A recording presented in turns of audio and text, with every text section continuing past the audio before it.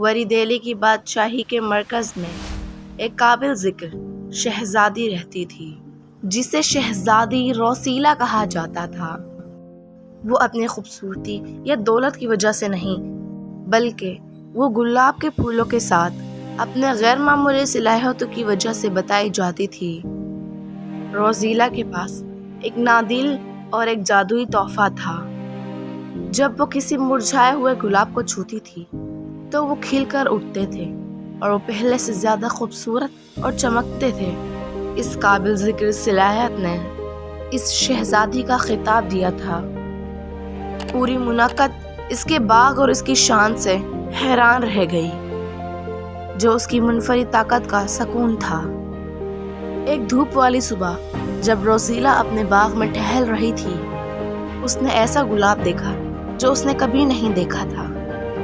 اس کی پنکھڑیاں چمکتی ہوئی چاندی کی تھی اور اس میں سے ایک دلکش خوشبو نکل رہی تھی۔ روزیلا اس کی طرف متوجہ ہوئی۔ جب اس نے اس کو چھوا تو چاندی کے دھند نے اس کو لپیٹ لیا اور اس نے اپنے دماغ میں ایک سرگوشی سنی۔ اس آواز نے اپنے آپ کو ایک گلاب کی روح کے طور پر ظاہر کیا، جو جادو اور جو خوشبو کی پوشیدی دائرے کا محافظ ہے۔ روح نے وضاحت کی کہ چاندی کا گلاب پرانے زمانے کے کلپ کو کھولنے کے مطابق تھا اور صرف روزیلا اپنے تحفے کے ساتھ اس تقدیر کو پورا کر سکتی ہے۔ روزیلا کی تلاش شروع ہوئی، جس نے اس کو جادوئی بھرے جنگل اور غدار پہاڑوں سے گزارا۔ راستے میں اس کی ملاقات ایک جادوئی مخلوق سے ہوئی جو اس کے ساتھی ایک رہنما بن گیا۔ اس کی مدد سے روزیلا نے بہت سی آزمائشوں کا سامنا کیا۔ وہ سب اس کے دل اور بدن کو جانچنے کے لیے ڈیزائن کیا گیا تھا۔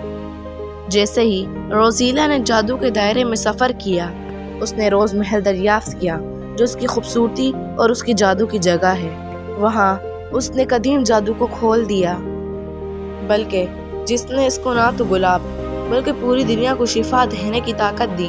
زمینیں ہری بھری ہو گئیں اور بیمار جانور اس کے لمس سے صحت مند ہو گئے۔